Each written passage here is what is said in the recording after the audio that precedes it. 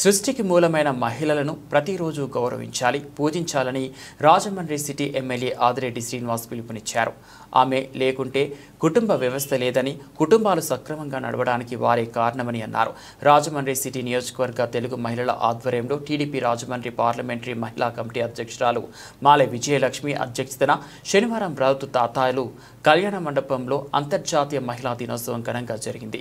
MLA Adireddy Srinivas ముఖ్య అతిథిగా, మాజీ ఎమ్మెల్సీ ఆదిరెడ్డి అప్పారావు, మాజీ మేయర్ ఆదిరెడ్డి వీరరాఘవమ్మ గౌరవ అధ్యక్షులుగా హాజరయ్యారు. ఈ సందర్భంగా ఎమ్మెల్యే ఆదిరెడ్డి శ్రీనివాస్ మాట్లాడుతూ సమాజంలో మహిళల పట్ల మన ఆలోచన విధానం మారాలని కోరారు.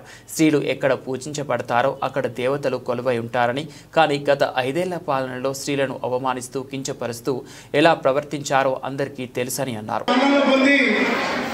అక్కడ కూడా ఎమ్మెల్సీ ఆదిరెడ్డి అప్పారావు గారికి స్వాగతం, సుస్వాగతం.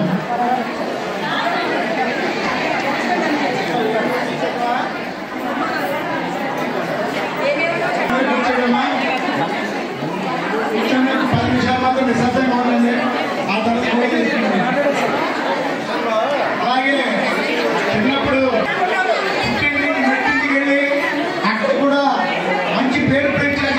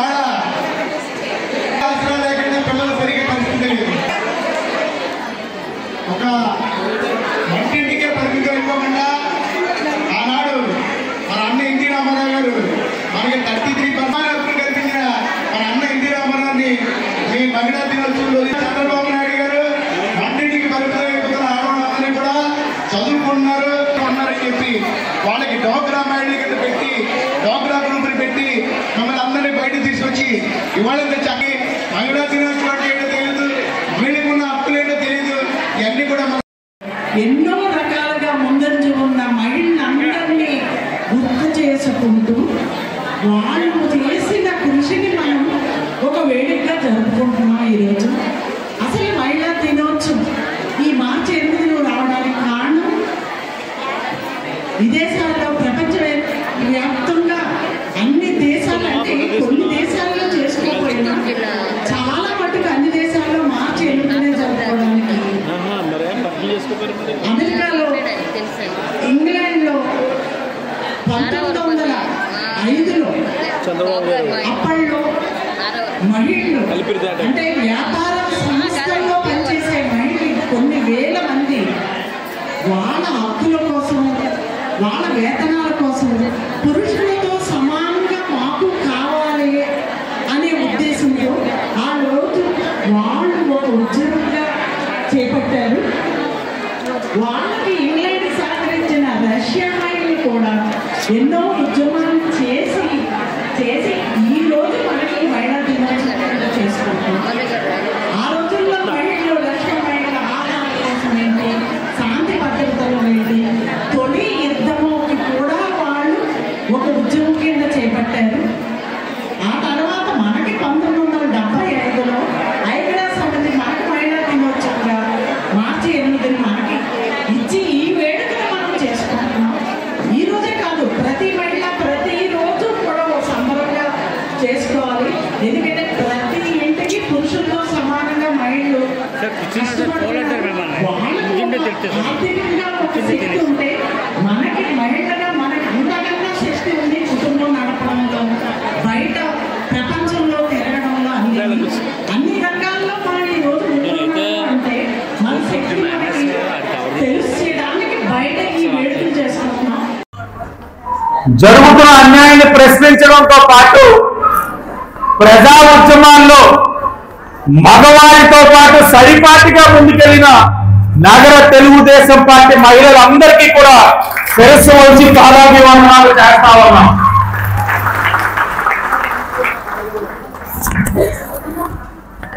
ఉద్యమం అని చెప్పిన వెంటనే మగవారితో పాటు సరి సమానంగా మేము ఉద్యమిస్తాం, తప్పుని ఎండగడతాం, ప్రశ్నిస్తాం అని చెప్పి బయటికి వచ్చిన రాజమహేంద్రవరం సిటీ నియోజకవర్గ మహిళా లోకాన్ని ఎప్పుడు కూడా మరవలేము. మీరు చేసిన ఈ కార్యక్రమం ఈ రోజు నా పైన బాధ్యత పెంచింది. మీరు మా కుటుంబానికి నిలబడిన విధానం ఈరోజు నేను నగర తెలుగుదేశం పార్టీ కుటుంబానికి అండగా నిలబడాలని ఒక ఆలోచన తీసుకొచ్చింది. కష్టాలు వస్తాయి పోతాయి, కానీ ఆ కష్టకాలంలో ఎవరు ఉన్నారన్నది గుర్తు పెట్టుకోవాల్సిన అవసరం ప్రతి ఒక్కరికి ఉంది. నేను గుర్తు పెట్టుకున్నాను.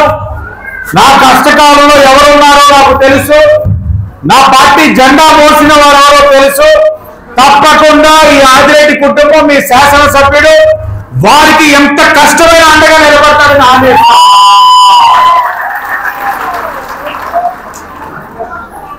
మహిళా దినోత్సవం అన్నది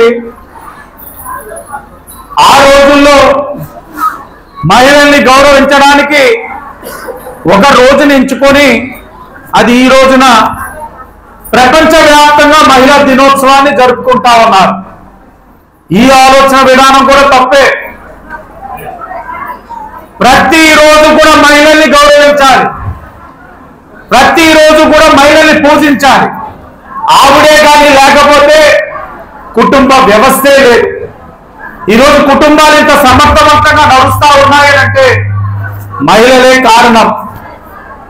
అందులో మహిళలు ఆర్థికంగా వ్యవస్థని ఎలా నడపాలన్నది అవగాహన చేసుకోవడానికి కారణం ఎవరు అంటే మన గౌరవ ముఖ్యమంత్రి చంద్రబాబు నాయుడు గారు. డ్వాక్రా గ్రూపులే కానీ లేకపోతే నీకు బ్యాంక్ అంటే ఏంటో తెలీదు, బ్యాంకులో రుణం ఎలా పొందాలో తెలీదు, బ్యాంకు నుంచి వచ్చిన రుణాన్ని ఏ విధంగా సద్వినియోగపరచుకోవాలో తెలీదు. ఇవన్నీ మీకు తెలిసినాయి అని అంటే కేవలం చంద్రబాబు నాయుడు గారు తెలుగుదేశం పార్టీ అన్న విషయం మీరు ఎప్పుడు కూడా గుర్తు పెట్టుకోవాలి. ఎందుకంటే డ్వాక్రా గ్రూపులో చంద్రబాబు నాయుడు గారి యొక్క మానస పుత్రికలు ఈరోజు 1,00,000, 2 లక్షలు తీసుకున్న వాళ్ళు ఈరోజు 20 లక్షలు కూడా తీసుకునే స్థాయికి ఎదిగేరు అంటే ఆనాడు చంద్రబాబు నాయుడు గారు చేసిన కార్యక్రమం. మొన్ననే అసెంబ్లీలో సీనియర్ నాయకులు చంద్రబాబు నాయుడు గారితో సమకాలికలు ఉమ్మడి ఆంధ్రప్రదేశ్ రాష్ట్రంలో డ్వాక్రా గ్రూపులు చంద్రబాబు నాయుడు గారు పెట్టి మహిళలందరినీ ఒంటింటికే పరిమితమైన వారిని బయటికి తీసుకొచ్చినప్పుడు కాంగ్రెస్ నాయకులు అనేవారట, చంద్రబాబు నాయుడు మా ఇంట్లో ఉన్న ఆడవాళ్ళందరినీ రోడ్డెక్కించేస్తున్నాడు అని విమర్శించేవారట. ఆ విమర్శ చేసినప్పుడు కూడా చంద్రబాబు నాయుడు గారు ఏమీ ప్రతి విమర్శ చేయలేదట. విమర్శని స్వాగతించి ఆయన నమ్మి రోడ్డెక్కిన మహిళలందరూ గర్వంగా ఈ రోడ్డు ఎక్కడం వల్ల మగవాడితో పాటు సరి సమానంగా కుటుంబం యొక్క వ్యవహారాలు చక్కబెట్టే స్థాయికి ఎదిగారు అని అనిపించే విధంగా చంద్రబాబు నాయుడు గారు వారిని తీర్చిదిద్దారు. ఈరోజు కొన్ని కుటుంబాలు నేను చూస్తూ ఉంటాను, మగవాడు 10,000 తీసుకొస్తే ఆడవారు వారి కాళ్ళ మీద వాళ్ళు నిలబడి 10,000 సరి సమానంగా తీసుకొస్తా ఉన్నారు. కొన్ని కుటుంబాలు అయితే ఆడవారే చక్క పెట్టుకుంటా ఉన్నారు. ఇది ఆర్థిక స్వలంబన, మహిళా సాధికారత. దీని గురించి అనునిత్యం తెలుగుదేశం ఆలోచించేది. ఈరోజు కూటమిగా మా అందరిపైన బాధ్యత ఉంది. ఈ మహిళా సాధికారత కోసం మరిన్ని కార్యక్రమాలు చేయాలి.